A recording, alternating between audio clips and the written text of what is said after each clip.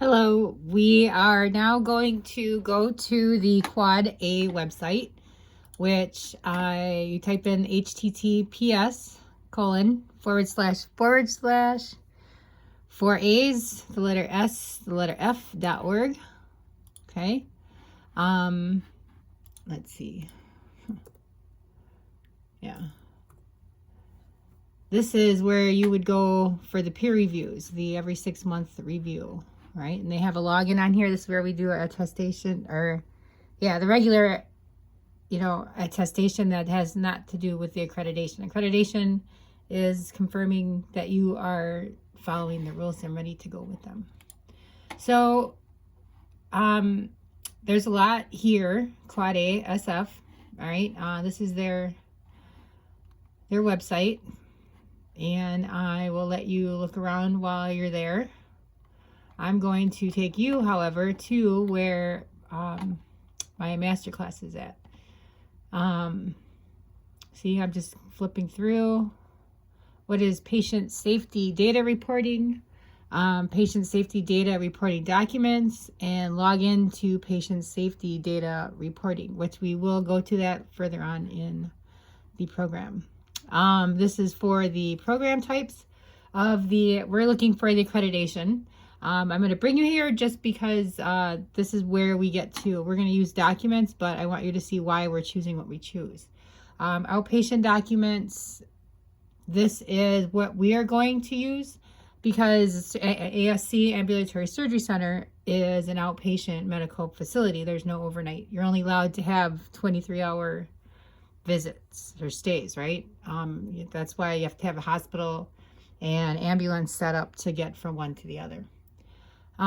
So what we're technically doing is we're going to do outpatient surgical. I can go through everything else on here, but I'm just sticking with the course schedule. So outpatient surgical is what we're taking. Procedural, I believe, is dental, stuff like that. So surgical allows us to, I'm clicking, and this will explain how to become accredited and maintain accreditation in our outpatient surgical program. This program is designed to promote optimal patient safety in the office setting. Accredited facilities must comply with standards governing professional training, operational safety, and the physical layout of the center. Patients undergoing surgery in an accredited operating room should be assured the same level of care and safety preparedness as those receiving care in a hospital. Facilities with nearly any surgical specialty are eligible for accreditation under this program. Accreditation process for outpatient surgical. So new applicants, that is where we are rolling right now. Below is a list of documentation, and we're going to get our documents from right here in a moment, so don't let any of this scare you away. Application form with payment, a floor plan of the facility, a copy of each physician's state medical license, a copy of each physician's board certificate or letter of admissibility by the physician or surgeon certifying board, ABMS, AOA, BOS, ABOMS, or ABPS is applicable. A current copy of the delineation of the hospital privileges for each physician or surgeon. You must state the department of your specialty and the list of procedures. And that will be usually with your, when you're doing your off-site surgeries, right, at your hospital that you're accredited or on staff at, right? So when you apply to be on staff at a hospital, that's when you create your delineation of privileges and your capabilities, et cetera, et cetera. And so what we would use is we're just taking some pages out of there, right? That's an official document. And it also is your list of procedures that you are able to, perform at your surgery center. So that's also a guideline for the team and what the accreditation and what you're able to do. Surveyor will see what you're accredited for and make sure all the equipment is there for your, pretty much based on this delineation of the surgeon's privileges. So if you have another surgeon that isn't, so what, I'm working on my second plastic now. So if they wanted to lease out their space for a pain doctor to come in, they would need to have, all right, the delineation of privileges for the anesthesiologist or the pain doctor, let's say, right? Most pain doctors are anesthesia. So they would need that accommodation as well. So all of that, everybody on your staff. So just so you know, when you're credentialing, you have to have all their tools that they need to perform what they do, and their emergency preparedness, and as the whole list as it led in the last section here. We need the authorization release form. Everybody needs that. HIPAA, facility ID form, staff ID form, facility director's attestation form, anesthesia.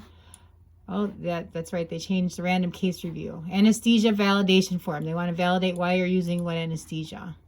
Anticipated sequela form, which means if something happens that's not anticipated.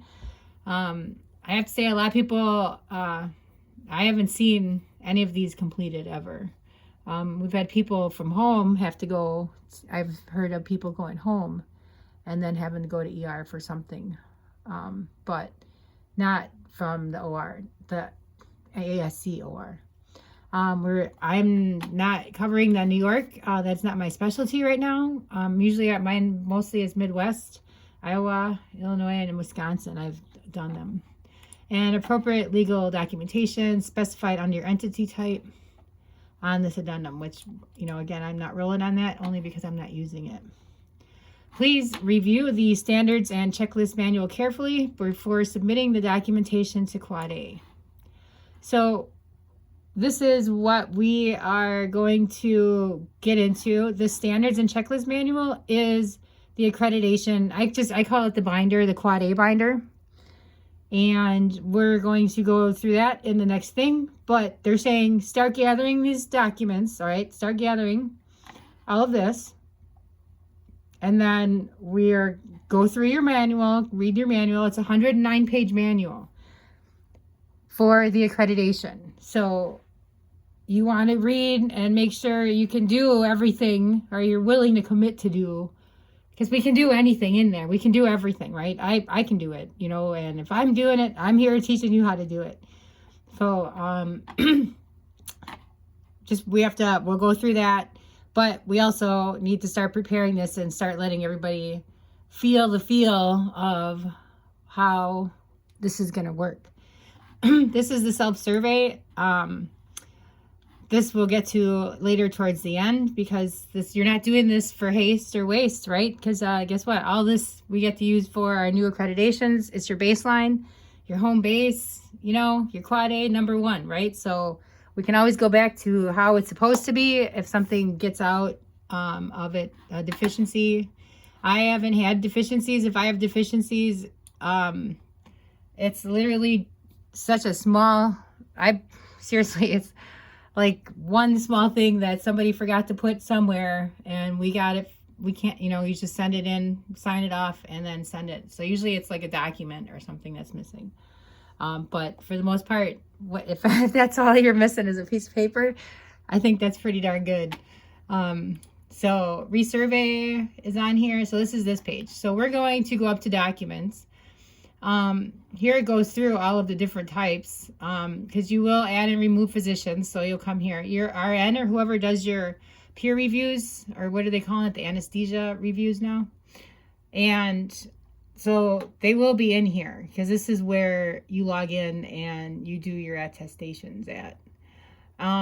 So this is Medicare surgical. I did one of those. I'm thinking about physical therapy section, so I'm looking at that. I think that's so that they have them rolling already. They're just PT, I want to call them PT houses, but from the way I see it is they are rehabilitation with PT only, and I'm not quite sure of how they're staffed yet, so that's in my future, I believe. And we are going to click on outpatient surgical, and I will see you in the next module. Thank you.